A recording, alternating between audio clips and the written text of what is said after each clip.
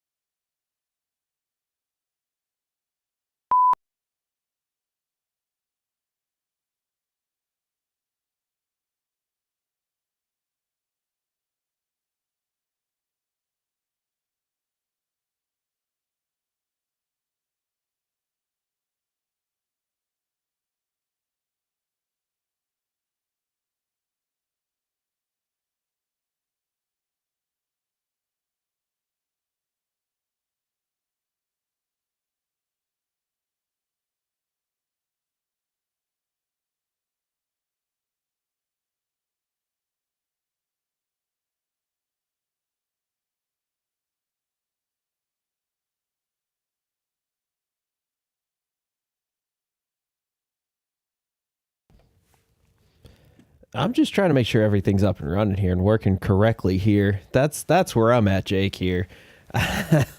just trying to get everything up and going. Oh God. Ugh. Shut up, YouTube. Everything is apparently screwed. I don't know. Stream video output. Change it to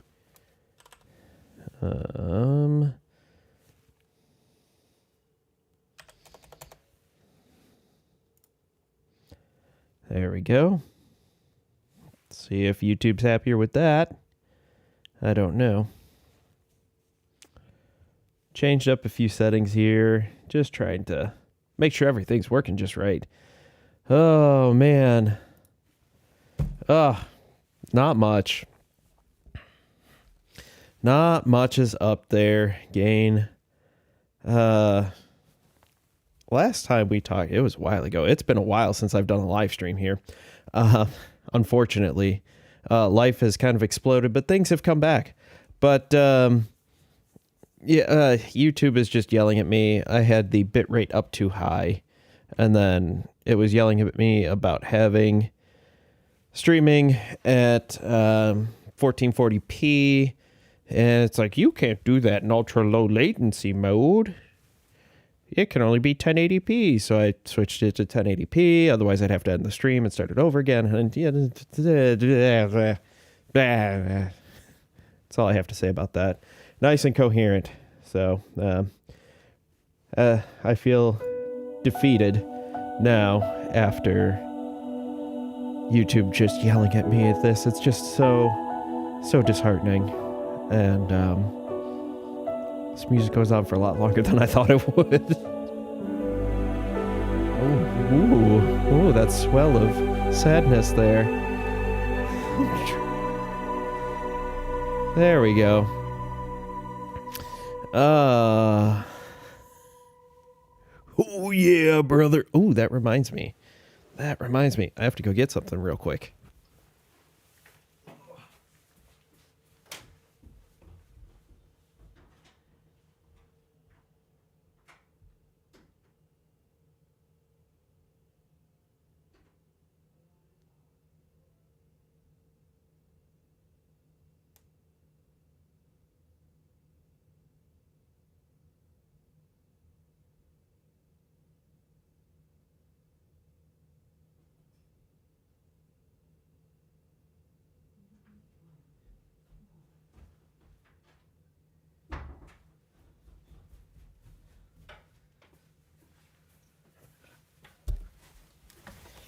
Forgot these came in the mail today.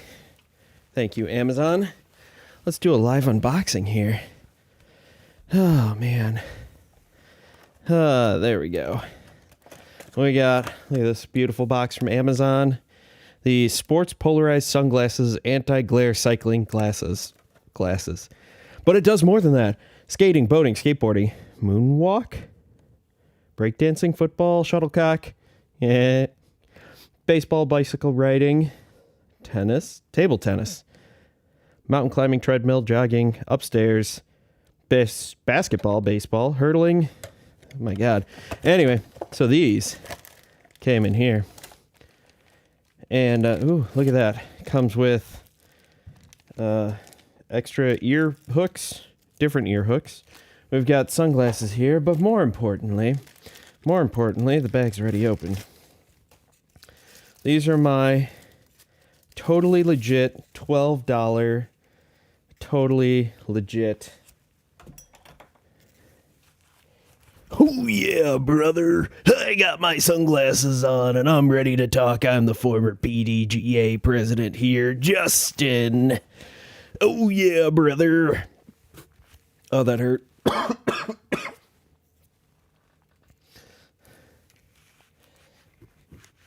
Spider-Man, come down from there. Yeah, that was something else. I mean, good for her, I guess. I actually got those glasses.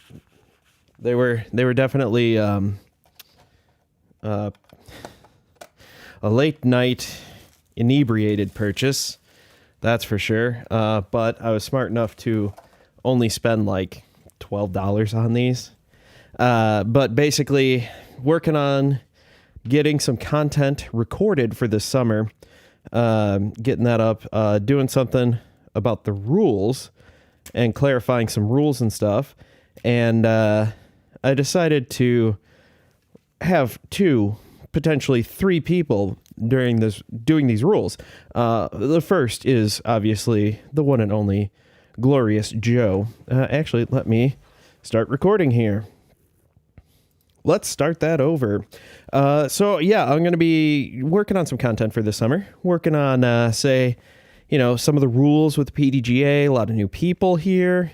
And I thought the videos that the PDGA did last year left something to be desired. However, they're trying to be professional, and I'm trying to be me. So I decided I would have 3 characters. Myself, of course, explaining the rules and doing everything correctly. There would also be Donnie Douchebag, and we'd be wearing the Pit Vipers, and Justin Jerkoff, I believe is how you spell it. Jerkough. Jerkoff. It may or may not be modeled off of people I have interacted with and or have done stories on, but you cannot prove anything either way. I think it'll be fun. So I'm already recording here. I don't even know. OBS updated, so if you've used OBS sometimes when you update things, gets that's about it. So I'm hoping that the video is being recorded where I think it should be. That's about all I got to say to that. Thank you. Thank you. File name formatting. Yes. Yeah. Okay. Jake asks, am I the only one who wishes I don't get that last spot for the wait list when I find out the course is all wooded and I'm playing blind? Oh, been there, done that, man. Been there, done that. First of all, I guess I'll get going here. What's up, disc golfers? Joe here with Joe's Disc Golf, playing some sweet music. This is the main theme, as it is called in voice mod, because it is the main theme. This also appears to be a very long song, so we've got plenty of time here talking about a whole bunch of fun stuff here, including the Jomez deal, Kristin Tattar is mortal, drug testing compliments of DGPT, and of course, well, so much more, whatever you guys want to talk about. But first, we have to thank our sponsor, Log. What rolls downstairs, a loner in pairs, rolls over your neighbor's dog. What's great for a snack and it fits on your back? It's Log. It's big, it's heavy, it's wood, it's better than bad, it's good. Everyone wants a log. You're gonna love it, Log. Come on and get your log. Log from Blammo. So yeah, I have definitely played a wooded course blind. I tried to get a practice round in. It didn't go very well. They changed pin positions, and so that didn't go very well. And I didn't do a very good job of remembering, and it was difficult. Very, very difficult. Played a couple. France Park. That is one of my least favorite courses. It has my absolute most despised hole I've ever played, because there is no line. It's not that I've played courses where I can see the line. I maybe can't hit the line. I mean, that's fair. I've played courses that were out of my skill range. And I'm like, all right, whatever. No, this is just trees everywhere. And they're like, yeah, you can, I played with some locals. They're like, yeah, if you kind of go this way and get lucky, you can get through and get a birdie, but you have to get lucky. What kind of hole design is that? That is total shit. So, in my opinion there. So, yeah, thank you for that course design. And there we go. First rant of the day. We'll see how it goes. Got a disc in the mail. The brand new Doomsday discs in, I believe it's weapons grade plastic. The depth charge, it is, you know, kind of flubby-wubby here. It gets up there. And if you have played with Doomsday discs before, if you played their Trilogy Challenge or Doomsday Demolition and got to throw the landmine, it is the lid of lids. Look at that rim. For reference, here is a G-Star Polecat that has personal information all over it. We're going to boop, boop, boop, boop, boop, just like that. This is back. I've had this thing ever since I used to write my name and number on the back here. So, yeah, it fits almost inside. Tried to keep that there. Yeah, it's crazy. But if you've had that and you liked it but wanted it in a softer plastic, this is it. I've actually been messing around with this for the last 2 days, and I bought it, my own money. It is so good. It is so good. Believe it or not, so I tested out just off camera, just trying to get a feel for it. I decided to throw G-Star Polecat, the depth charge, landmine, and of course, who could forget when you're talking about discs with no glide, the Berg. And I was blown away at how much glide that the Polecat has and how much glide difference there is between the landmine and depth charge. So Polecat always went the furthest. The next one up which was always about 5 to 6 paces, so like 15, 18 feet. I was just walking this off. So say about 20 feet. Short of that would be the landmine. About 30 feet short of that was the depth charge. And in between, we have the Berg, because, you know, the Berg. It was so good. I actually like it. I think I might prefer it over the Berg. I know, sacrilege. Don't let r/disc golf circle jerk hear me say that, but hey, it is what it is. I think I may find a black market of clean urine driven from Barsby and Lee. Oh, okay then. Fun. And never thrown Doomsday. I did buy a CD1 today though. Nice. I had never really thrown them until they did one of those, I call them all trilogy challenges. You get 3 discs for like $30.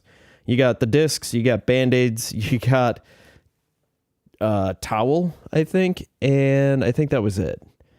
But I mean, you got 3 discs. I got the Frag, probably one of the most stable discs I've ever thrown. You got their Pestilence, Explorer, Escape type disc. Understable-ish fairway driver, really nice. Bergs are bricks, yeah.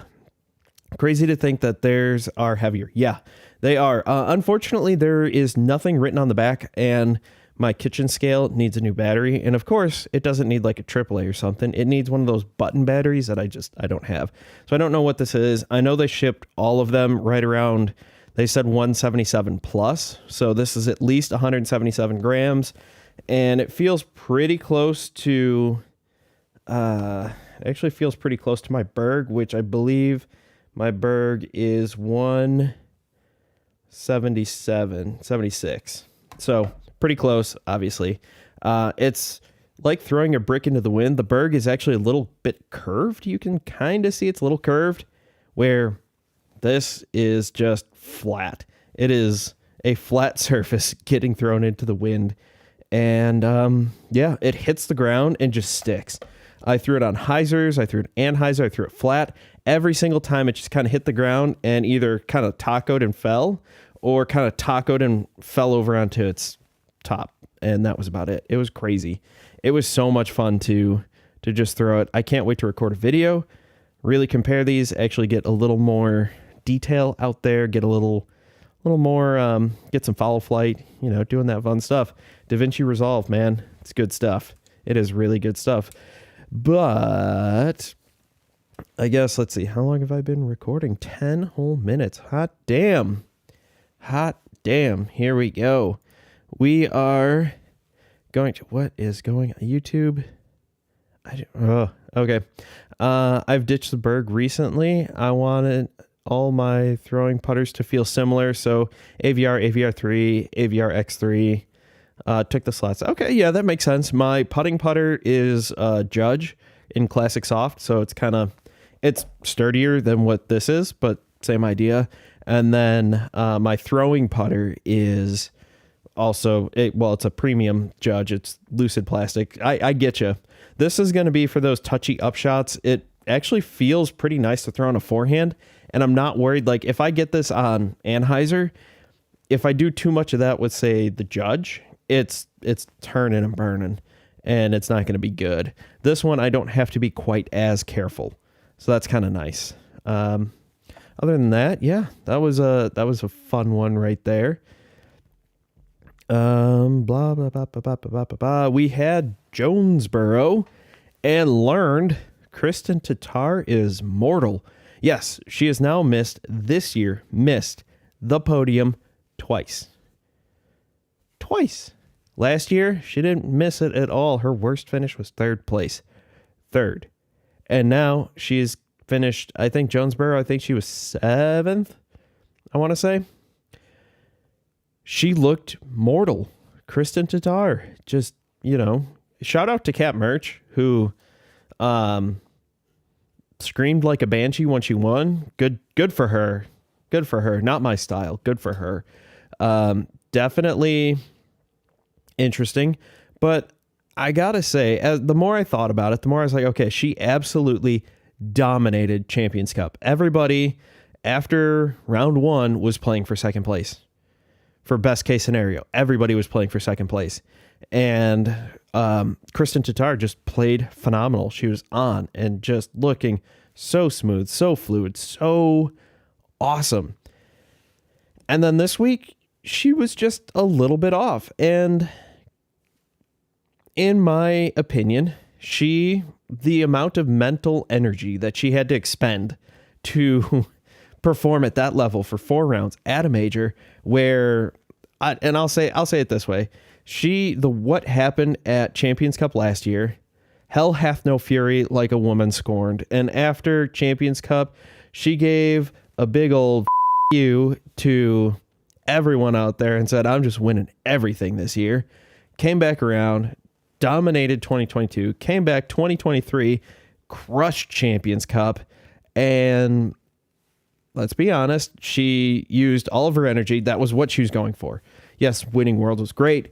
Hopefully she can play the European Open this year. I'd love to see her get the career Grand Slam, which I know is kind of weird because we've had so many different majors that have not lasted, and hopefully this one lasts. I really hope this one. I hope European Open, Champions Cup, Worlds, USWDGC, let's be honest, it's more important to win throw pink, but to make sure you get all those little M's after your name there, you got to win that one, which she already did. The only one she's missing is European Open. Kind of forgot where I was going with that. Yes. But she won Champions Cup, celebrated, short turnaround, gets out to Jonesboro, plays well, just not up to what she usually does. And then she flies out Monday after the tournament. She goes back home to Estonia. It seems to me that she expended all of her concentration and was just mentally exhausted and hadn't recovered before that. And so she just was like, you know what? I won it. I'm going to play my game. I'm going to have fun, but Jonesboro. Okay, cool. All right. See y'all later. Going to go home for a couple weeks, come back, kick your asses at Worlds, European Open, PCS Sula, all that fun jazz. I'd like to see her win all 4 majors this year. I don't know if that's going to happen. It could.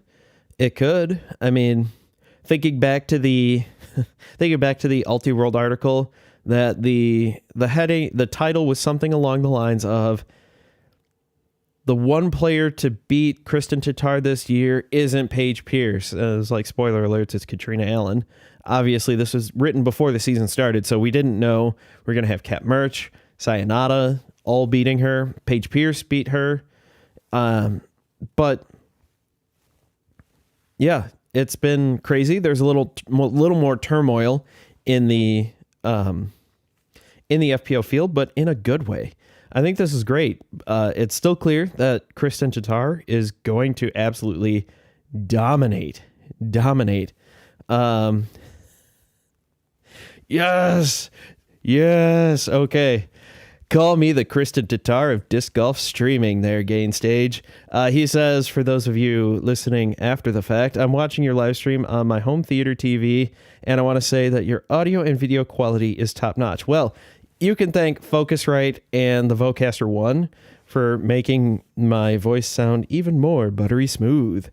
And there's not much you can do with this here. I've been told that I have a face that is so beautiful it should be on the radio more often.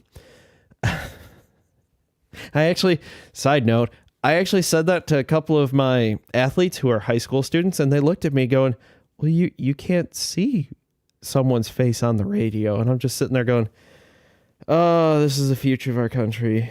Okay. Turns out they're straight A 4.0 students, like book smart, street smart. Nope. Love them to death. Love my athletes, but sometimes they is dumb. I have my moments too. Okay. So it's fine. Jonesboro. I honestly didn't watch it, all of it. I watched some of it. I was able to catch some of it live. I had a lot of things going on. Remulched the house. 112 bags of mulch. Oh, that sucked. But anyway, so Jonesboro.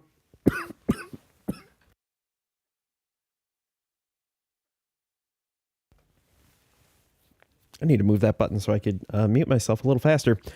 Jonesboro is in the bag, and I guess that takes us to our next topic, the very important topic of, well, actually, here we go.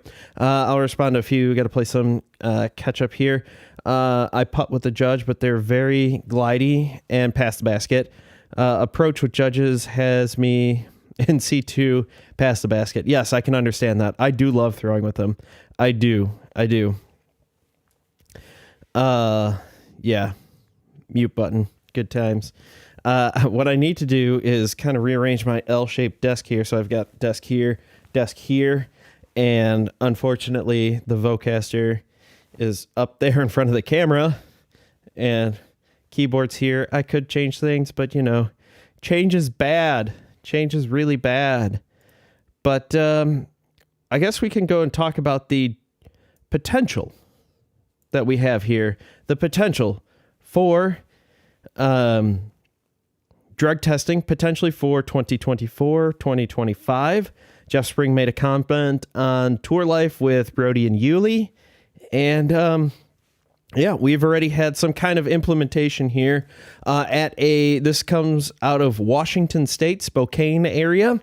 At a recent PDGA event, professional disc golfer Andy Consuelos found himself disqualified after officials subjected him to a random drug test and discovered his urine was negative for cannabis. The disc golfer was banned from all PDGA events until he tests positive for copious amounts of the devil's lettuce. Yes, Consuelos took full responsibility for his actions. I'm deeply ashamed for not showing up to play disc golf while totally blitzed on ganja. I brought dishonor to the sport, my family, and myself. I only ask that you give me an opportunity to get completely stewed and prove I can do better next time. No excuses. I knew it was against the rules to show up without getting zonked with a bomb pre-game hotbox. Officials grew suspicious after the disc golfer showed up to the event without a single disc stamped with a marijuana leaf emblem or a boombox bumping a little bit of Bob Marley, and seemed to be completely clear-headed and energetic. He was quickly drug tested and found to have clean urine without a single trace of regulation PDGA strains of Purple Kush, Sour Diesel, or the really dank stuff, One-Eyed Jamaican. At time of publishing, the rest of the players had been seen giggling near the 17th basket in a cloud of blue smoke while completely destroying a bag of Takis. So that comes courtesy of the Babylon Bee. I know, it's kind of like the Onion, and they do have a, political bend one way or the other. They do put out some funny shit. That's a little late on that one. There we go. They do put out some stuff there. The thought of USADA and PDGA makes me cringe. We all know that Kat Mertsch was cooked out in her Macho Man. Oh, God. Yeah. I hope so. I think, I don't know. Just some of the random interviews and things that you see, like when they do cutaways and she's like randomly searching for bugs on the ground and stuff because she's really into nature. I don't know if that's natural or if she is stoned a lot. As dumb as I think weed rules are in a sport, in sports, disc golf is one sport. Weed testing can bring professionalism. Yes. They didn't mention anything specifically as to what they would test for. Obviously, weed and alcohol are banned anyways. So, I don't know, random breathalyzers like prom. You could also, I could see them doing a very basic PED program where it's all right. You got performance enhancing drugs, test for steroids. You can test for a couple other, you got those dipstick ones that test for 5 things where it is marijuana, stimulants. I forget what all 5 of them are. Ecstasy, LSD. I'd love to see some of these guys blitzed on LSD and just like, whoa, oh man. Yeah, the guy in the gas mask told me that the best shot to throw was back that way. I know the basket's over there, but he told me to think outside the box. Don't ban acid. You never know. You never know. It could be interesting. Hasn't Kat Mertsch said she's had bad ADHD and can't work in an office setting? Yeah, I think she has. I haven't been able to catch everything. It would not surprise me.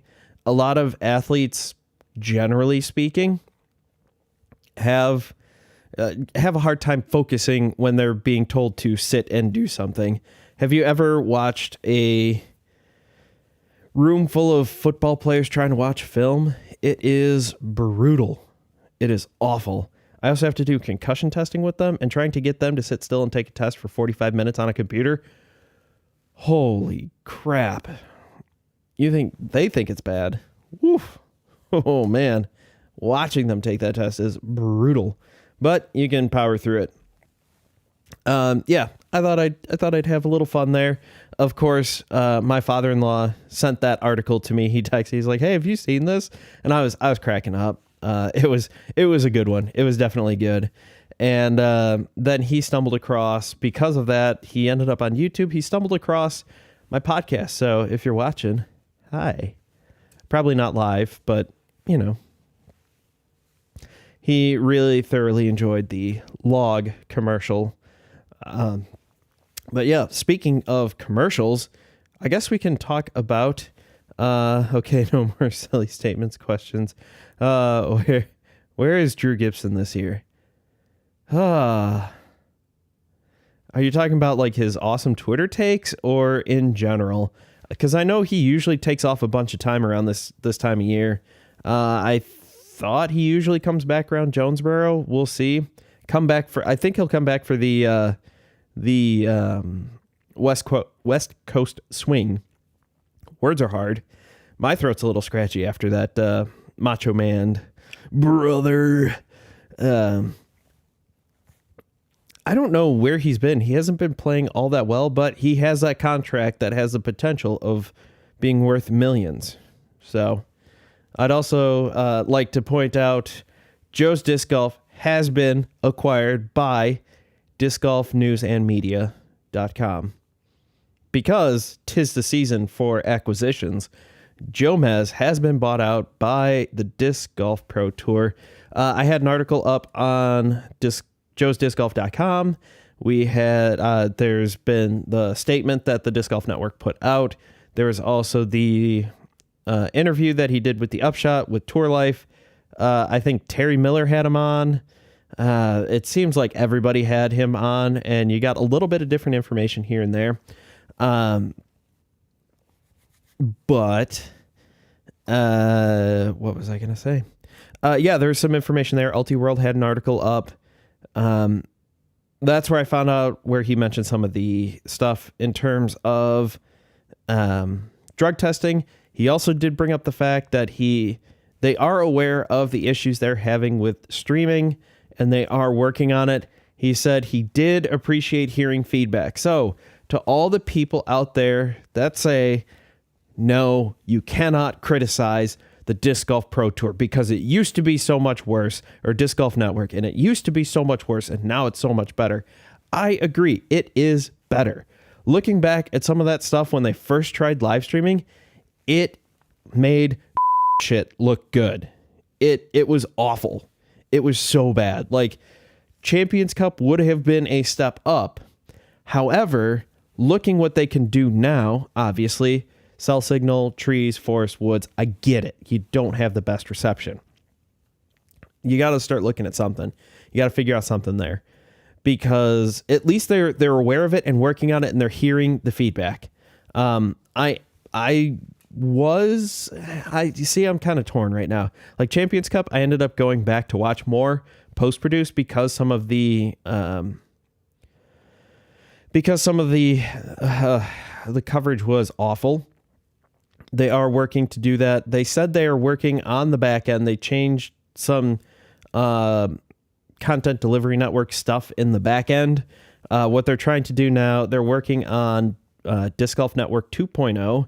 They said they're hoping to get it done for the next season, but they are bringing back they're not just doing video on demand, like being able to rewind and everything. They're bringing back the DVR function that you can currently have right now. Right now, watching this, you can go back, you can go to the start, you can listen to any other part and come back, whether I start or stop this, no matter what. Where before, you could jump back and try to catch up, but if it was too close to the end and they end the stream, you lost it all. You lost everything. So, best take on the media tour was Brody's point on how those drone shots looking horrible unless I'm seeing it on the big screen TV. Yes, I agree. That course is one of my favorites. I enjoyed the post-produce. Yes, also agree. W.R. Jackson, fantastic course. But there is a distinction between a fantastic course that either we can play or that the pros are playing, and being able to see it. So there's just changes that need to be done there. I mean, PDGA has that land. I don't know why they can't take some of the millions they have in from us and use that to make some improvements. Say, I don't know, maybe put in some hotspots in there that are only accessible for the cameras and go from there. And I agree. Those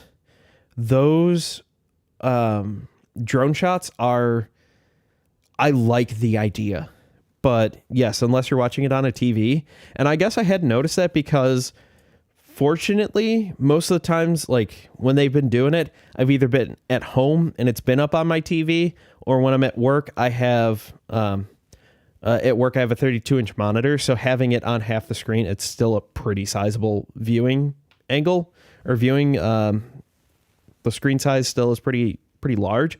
So it is, I didn't quite notice it as much, but now that he brought it up and talked about it on the phone, I was like, yeah, that'd be pretty terrible. I do like the idea he did come up with, which is to have the racing drone show up like Garrett Gerthy's Double G Jerky commercial. That would be sick, but that would be probably horribly distracting.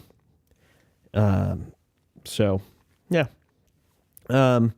They talked about that. They said that they do not foresee any changes through the rest of the year, which is generally, I mean, it would be a terrible life choice to make some huge changes throughout the year.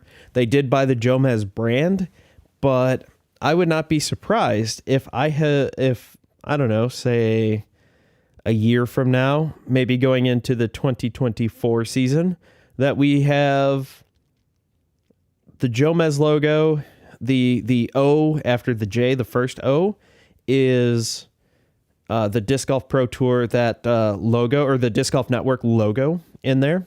I would not be surprised if that's a change that they make there. I would not be surprised if they kind of put more and more stuff behind the paywall and make it, I would not be surprised if there's some rebranding going on.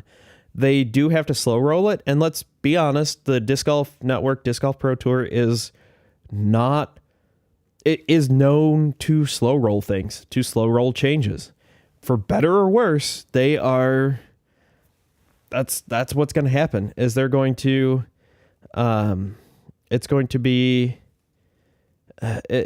slow changes. I'd be curious to see what changes are going to come through, because now it'll be interesting for the people who aren't necessarily a fan of Disc Golf Network, Disc Golf Pro Tour. Will they still buy the Jomez stuff? Because let's face it, if you buy a Jomez shirt, a hat, a disc, a whatever, that money is now going to the Disc Golf Network and Disc Golf Pro Tour. If you are signed up for their Patreon, that money is going to Disc Golf Network, Disc Golf Pro Tour. Now, they did say that they're trying to incentivize the Patreon. They're trying to make it so that, you'll get more out of it. They're giving away 2 gold passes and round trip airfare and lodging for Worlds. If you're a member, I think it's for this month. I don't know the details. I'm not part of their Patreon. I do like what they have. I pay for YouTube Premium, so any video I watch is worth 100 ads. So there we go.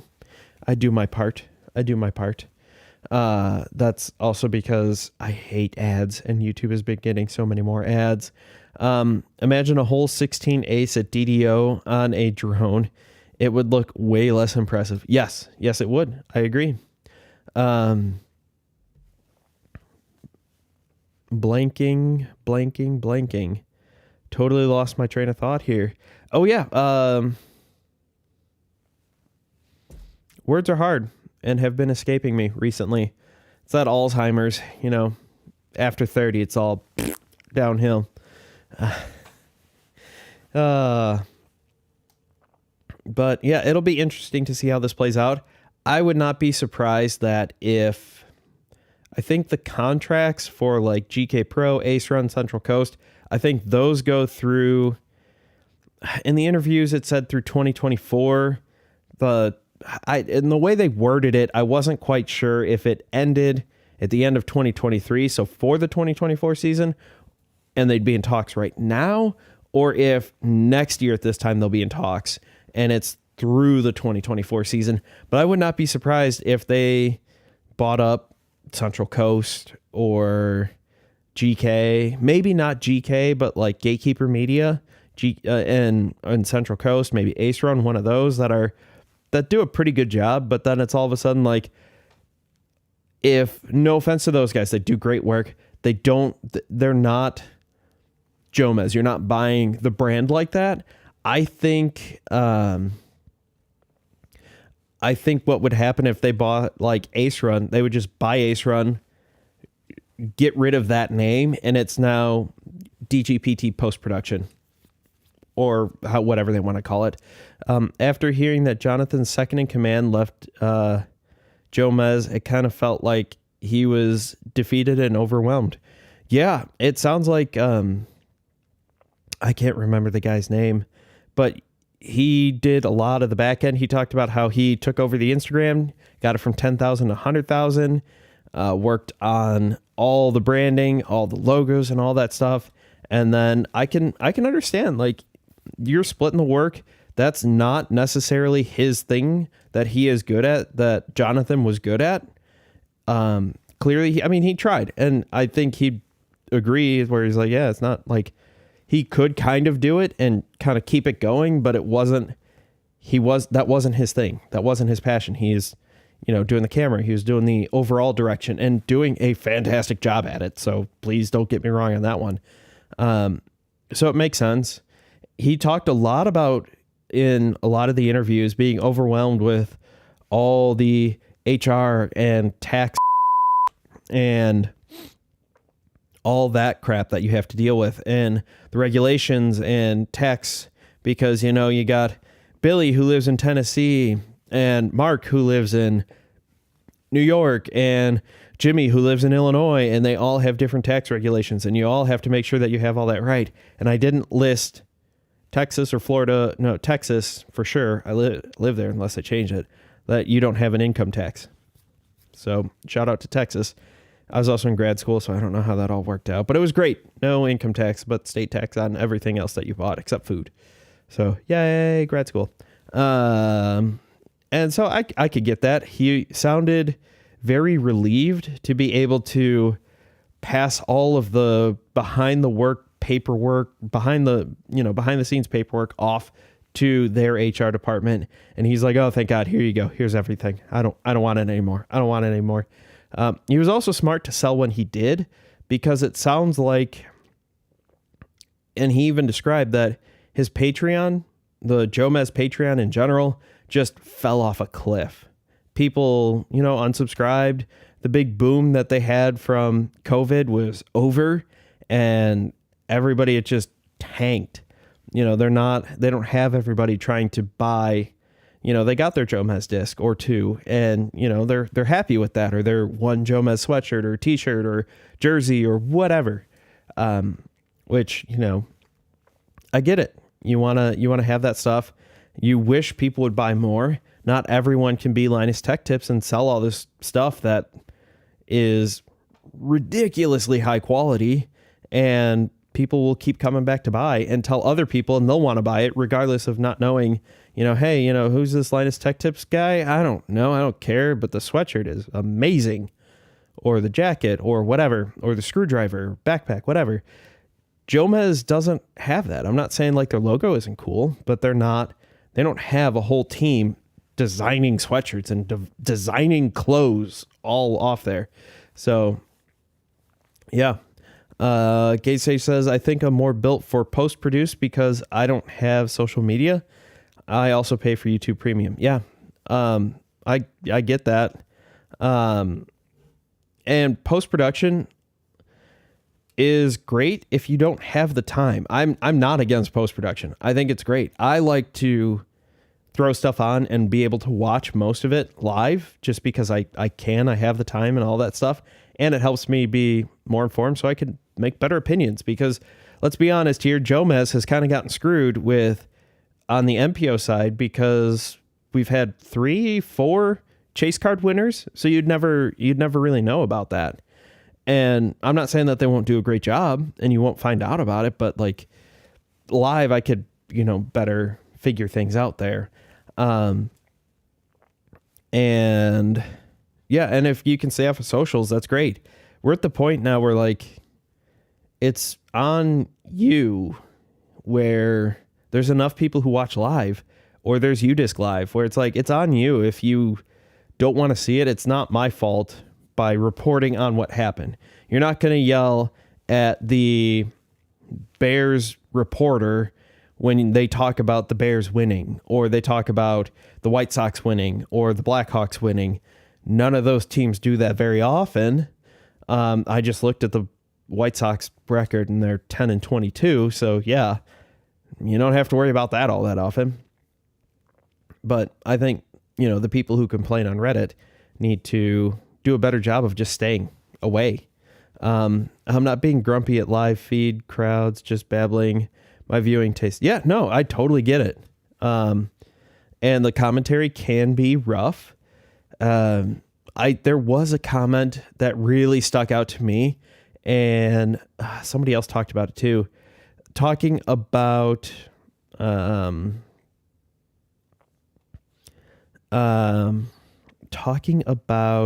a comment that was made, I think by Nate Doss, something about how they talk about the courses being good for everybody, or how, we can't just rate these courses based on the pros and based on the top half of the field for each group of MPO and FPO. And I think that's a load of crap, because I want to see them on courses that are good for them. Like if I go and I play Champions Cup to their layout, I play USDGC, like that layout, that specific layout, not just go to those courses and just play whatever casual round where I'm playing from shorter tee pads or whatever. I want, like, if I go out there and I choose to play the pro layout and get my ass absolutely handed to me on a silver platter, and I'm happy to shoot a 10 over and go, thank God it was only 10 over, that's great, because they're professional athletes. I want to see them struggle and what's going to make them struggle and what's going to make a great course for them. And it was at Jonesboro. That's what it was, saying how the course, blah, blah, blah, with the wind and all that. It does need to be harder. In general, the course needs to be difficult for the pros. And if they don't like it, sucks to suck, man. Like, you got to get used to it. It should be difficult for the pros. Happens all the time in golf. You get these courses where they let the rough grow up. They narrow the fairways. They make the greens harder. They don't water them as often. So it makes it harder to play for them. And if you had some local dude go out there and get absolutely wrecked, he'd be like, yeah, well, but I'm not a PGA touring professional. I'm not a Pro Tour DGPT professional. I want to see them go out and play a tough course. I want to see them make tough shots because they are professionals.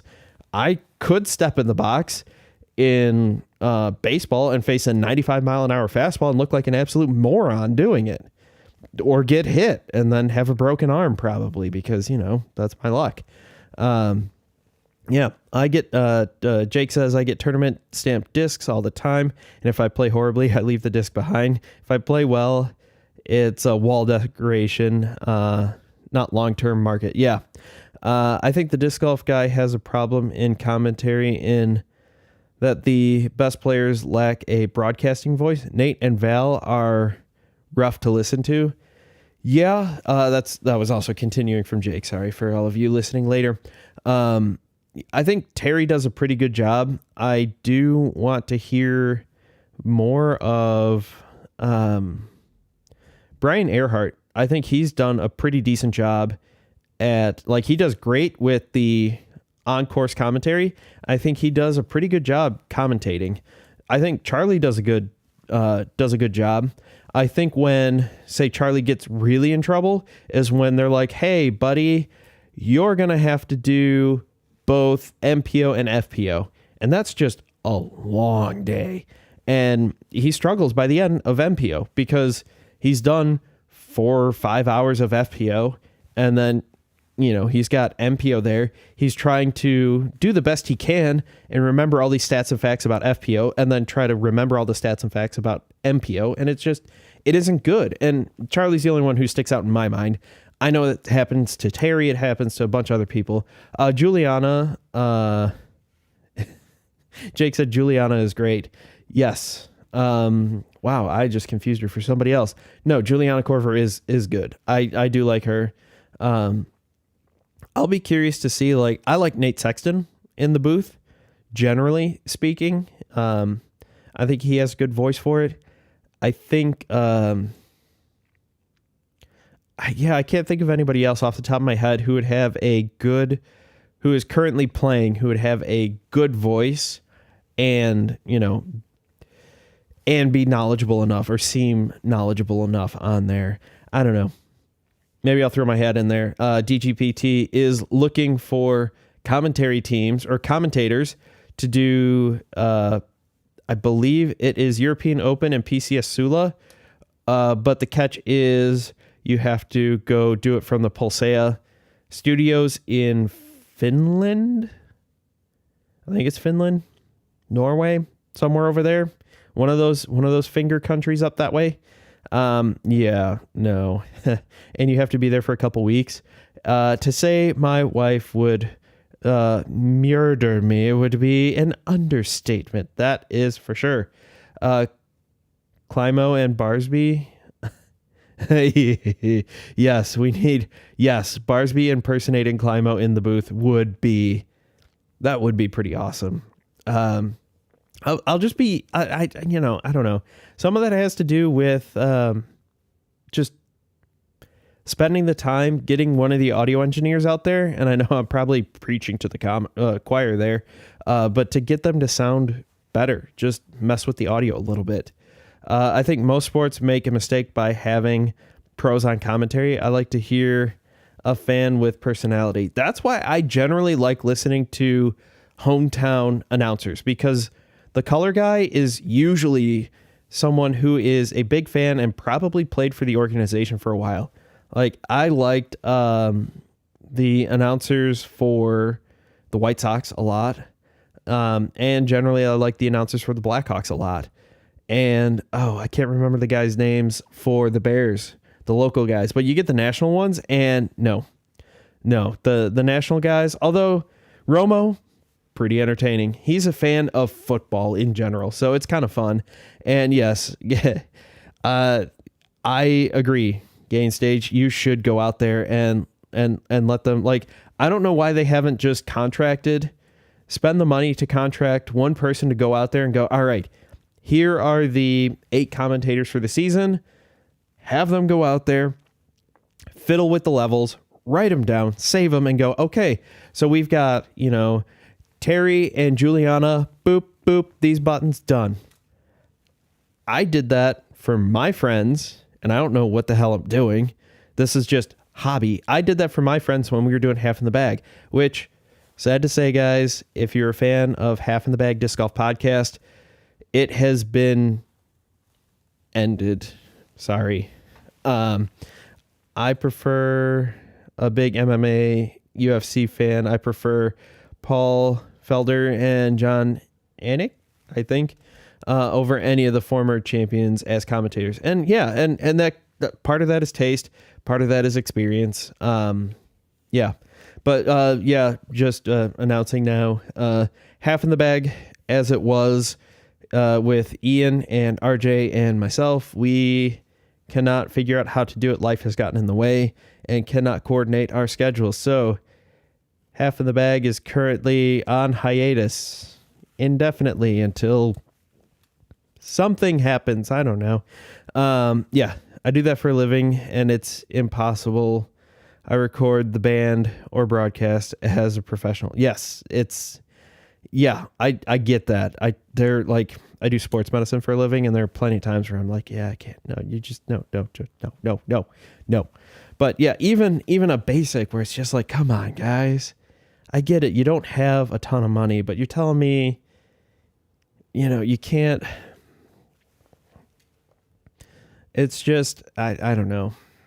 As I have learned through my own personal experience, my own personal preferences, and watching a lot of videos on how to make videos, audio is more than half the experience. Like, yes, having good video, obviously. I spent the money, got a pretty decent camera, but audio is huge. If you can't hear them, you can't understand them. Yep. And yes, Jonesboro is, but the thing is, I'm saying stay at Jonesboro. Gainsay says the Jonesboro property is screaming for an update on the course. It's a beautiful property. I agree. It is a beautiful property. The great part about Jonesboro is they have the property, the land to be able to change what they have. And they don't need to do a bunch of big changes. They can tweak a few holes here, move a tee pad up, move a tee pad back, change a pin location. Maybe, we've all played disc golf. There are times where if you put the pin location 15 feet to the right or left, that changes the shot completely. So yes, just do that. I know. And I know, Gain Stage, I am preaching to the choir. I have many in-laws in the music and audio industry, and I've learned a lot. I have, in a good way, in a good way. From what I understand, my father-in-law used to sell microphones. That was his thing, was he did microphones, and he's very, very good at it. and has moved on from that, but still knows a lot, has helped me out a lot, obviously. Earthworks, Ethos, I forget which one this is. And yeah, but Earthworks sounds awesome. I think that about does it. Got to, wow, it is almost 11 o'clock my time. Definitely need to get going. Gotta go to work. Gotta play the something part 2 powered by Prodigy. I don't know. Get a bag, a towel, a mini, 3 discs, all after work that I'll be doing that flex start. It's gonna be a good time. It's going to be a great time. Oh, I did pick up a disc 2 weeks ago, the MX1 from Prodigy. If you like the Justice and you don't want to spend the time to beat in a Lucid Justice, then this is the disc for you. Yeah, I know. Recommended it. But yeah, that is it. Again, reviews eventually. If it's not 30-mile-an-hour winds, it's also raining. So trying to get that done.